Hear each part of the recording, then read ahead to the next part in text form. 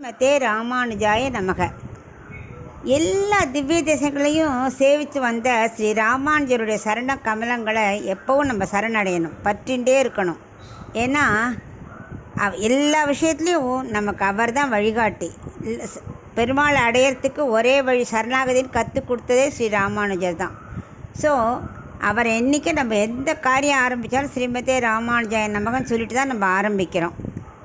அப்படி இருக்கிற ராமானுஜர் திவ்ய தேசமான திருக்கோளூருக்கு வந்தார் இல்லையா, அப்போ அங்கே இருக்கிற திருக்கோளூர் பெண் பிள்ளை அவரை சேவிக்கிற பாக்கியம் கிடைச்சது மட்டும் இல்லை, பாகவதம், ராமாயணம், ஆழ்வார்கள், ஆச்சாரியர்கள் எல்லாரை பற்றியும், ஏன் அணில் ஒன்றுத்தையும் விடலை, எல்லாத்த பற்றியும் அழகழகான வாக்கியங்கள் சொல்கிறா. என்ன ஒரு பாக்கியம்! அதையும் இவர் ரசித்து கேட்டு ஆசீர்வாதம் பண்ணி ஃபுல்லாக பொறுமையாக கேட்டுட்டு இருந்தார் இல்லையா.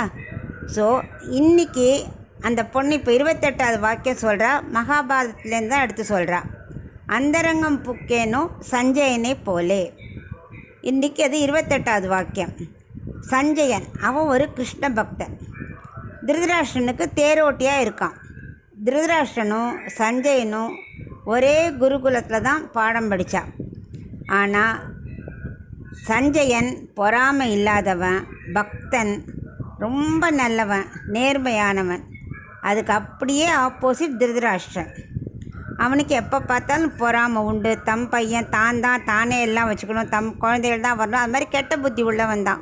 சஞ்சயன் எவ்வளவோ அட்வைஸ் பண்ணுவான், பட் அவன் கேட்க மாட்டான். இவன் தேரோட்டியர்களாக கொஞ்சம் சொல்லிட்டு விட்டுருவான்.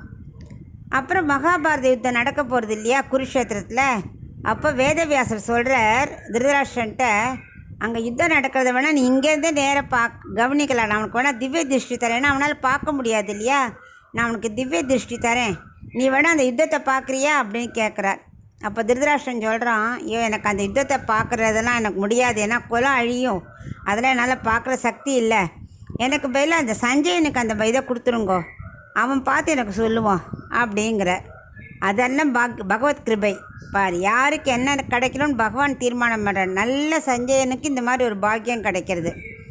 இப்படி இருக்கும்போது ஒரு தடவை என்னாச்சு, யுத்தத்துக்கு முன்னாடி சஞ்சயனை சொல்கிறான், அங்கே கிருஷ்ணர் தூது வந்துட்டார், நீ ஒரு தடவை போய் அங்கே என்ன நடக்கிறது என்ன பார்த்துட்டு வா, ஒரு வேளை சண்டை ஸ்டாப் ஆகுமா அப்படின்னு பார்க்கலான்னு திருதராஷ்டிரன் அனுப்புகிறான். இவன் பஞ்சபாண்டவனை பார்க்குறதுக்கு சஞ்சயன் தூதனாக போகிறான். அப்போது கண்ணனை போய் தரிசனம் பண்ண போகிறான். இவன் போச்சே கண்ணன், சத்யபாமா, அர்ஜுனன், திரௌபதி 4 பேரும் அந்த படத்தில் நல்ல ஜாலியாக இருக்கா. அப்போது அவர் கண்ணன் சொல்லியிருக்கார், யாரையும் உள்ளே விடாத, யார் வந்தாலும் விடாதன்னு சொல்லிட்டு போயிட்டார். அதனால் வாயில் காப்பன் என்ன பண்ணுறான், சஞ்சயன் வரும்போது உள்ளே அலோவ் பண்ணலை. ஆனால் கண்ணன் சொல்லியிருக்கான், நீ எதுனாலும் என்கிட்ட வந்து சொல்லு, உள்ளே விடணுமா வேண்டாமாங்கிறத நான் டிசைட் பண்ணிக்கிறேன் அப்படிங்கிறான். ஸோ சஞ்சயன் வந்தோடனே வாயில் காப்போன்னு போய் கண்ணன்ட்ட சொல்கிறார். சஞ்சயன் வந்திருக்கான், திருதராஷ்டிரனோட தூதனாக வந்திருக்கான் அப்படின்னு கண்ணன்ட்ட சொன்ன உடனே கண்ணன் அவருக்கு மட்டும் அனுமதி கொடுக்குறா. அர்ஜுனனுக்கெலாம் ஆச்சரியம், எப்படி யாரையுமே விடமாட்டேன் சொன்னான், சஞ்சயனுக்கு உடனே அனுமதி கொடுக்குறானேன்னு அவன் யோசிச்சுட்டு இருக்கான். ஸோ அவன் வந்த உடனே என்ன பண்ணுறான், சஞ்சயன் முதல்ல பகவானுக்கு நமஸ்காரம் பண்ணுறான். பகவான் கண்ணனோட முகத்திலே பெரிய பிரகாசம். ஏன்னா அவனுக்கு சஞ்சயனை பற்றி தெரியும், எவ்வளோ நேர்மையானவன் எல்லாம் தெரியும் கண்ணனுக்கு. அதனால் அதுவும் பார்க்குறான் சஞ்சயன் அவன் இருந்த நிலைமையை.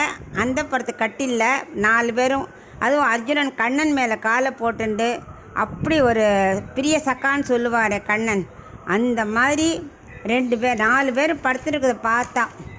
அப்போவே தெரிஞ்சு போயிடுத்து, வெற்றி கண்ணன் சைடு தான், பாண்டவர்களுக்கு தான், திருதராஷ்டிரன் குழந்தைகளுக்கு வெற்றி கிடைக்காதுன்னு தெரிஞ்சு போச்சு. இவன் ஏன் சஞ்சயனை வர கண்ணன் சொன்னார்னா, சஞ்சயன் ரொம்ப கெட்டிக்காரன், தான் பார்த்ததை பொறாம கண்ணோடு பார்க்க மாட்டான். ஆனால் அது போய் சொல்லும்போது அவன் இன்னும் நல்லா பொறாமப்படும்படியாக நல்லா ஏற்றி விடுவான். அந்த அளவுக்கு அவன் ரொம்ப கெட்டிக்காரன் சஞ்சயன். அதுக்காகத்தான் அவனை வர சொன்னார் கண்ணன்.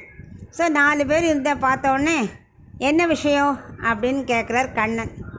இவர் பார்த்துட்டு, விஷயம் ஒன்றும் இல்லை, நான் வந்தேன், உங்களை பார்த்து சேவிச்சுட்டேன், நான் கிளம்புறேன், எல்லாம் எனக்கு புரிஞ்சு போயிடுது அப்படின்னு சஞ்சயன் சொல்லிட்டு கிளம்புறான். இப்போ தான் அர்ஜுனன் கேட்குறான், அது எப்படி நீ இப்படி நம்பி சஞ்சயனை மட்டும் விட்ட அப்படிங்கிறான். அதுக்கு கண்ணன் சொல்கிறான், உனக்கு தெரியாது, அவனுக்கு அசூயே கிடையாது. ரெண்டாவது நம்ம படுத்துட்டு இருக்கிறோம் பார்த்தியா இந்த கட்டிலில் ஒத்துமையா, அதை பார்த்தவொடனே அவன் புரிஞ்சுன்ட்டான். அங்கே போய் நன்னா திருதராஷ்டிரனுக்கு நல்லா ஏற்றி விடுவான், எனக்கு அவனை பற்றி தெரியும் அப்படின்னு சொல்கிறான்.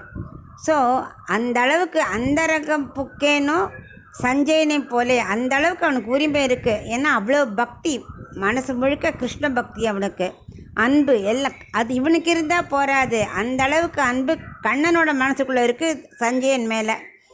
அதனால தான் கண்ணன் இவர் அலோவ் பண்ணார். யாரையும் வர வேண்டாம்னு சொன்னால் கூட சஞ்சயனை மட்டும் அலோவ் பண்ணினார். இந்த சஞ்சயனால் தான் குருஷேத்திர வாரில் நமக்கு பகவத்கீதையே கிடச்சிது. இல்லாட்டா நமக்கு அவன் பார்த்து திருதராஷ்டிரன்ட்ட அப்படியே சொன்னானே, விஸ்வரூப தரிசனத்தை அவனுக்கு பார்க்க கொடுத்து வச்சதே, இதெல்லாம் சஞ்சயன் பண்ண பாக்கியம். அந்த மாதிரி உண்மையான பக்தி அன்பு எனக்கு இல்லையே, நான் வைத்தியமானதி பெருமாள்கிட்ட அவ்வளோ பக்தி வைக்கலையே, அவ்வளோ உண்மையான அன்பு வைக்கலையே, என்னால் அந்தரங்கமாக என்னோட குத்தங்குறை அவர்கிட்ட போய் சொல்லி அவர்கிட்ட அன்பை நான் வாங்கிக்கணும்னு எனக்கு தோணலையே அப்படின்னு அந்த திருக்குறள் பெண் பிள்ளை ராமானுஜர்கிட்ட சொல்கிறார். அந்தரங்கம் புக்கேனோ சஞ்சயனை போலே, அந்த அளவுக்கு பக்தி அன்பு எங்கிட்ட இருக்க வேண்டாமா அப்படிங்கிறா. அதனால் நம்ம என்ன பண்ணணும், பகவான்கிட்ட உள்ளார்த்த அன்பு வைக்கணும். நம்ம மனசில் இருக்கிறத அவர்கிட்ட தான் சொல்லணும், அக்கம் பக்கத்தில் சொல்லாமல் அவர்கிட்ட சொல்லி அவரோட நெஞ்சுக்குள்ளே நம்ம புகழணும். அந்த அளவுக்கு நம்ம பக்தி வச்சுக்கணும் அப்படின்னு இந்த திருக்குறள் பெண் பிள்ளை இந்த வாக்கியம் மூலமாக சொல்கிறான்.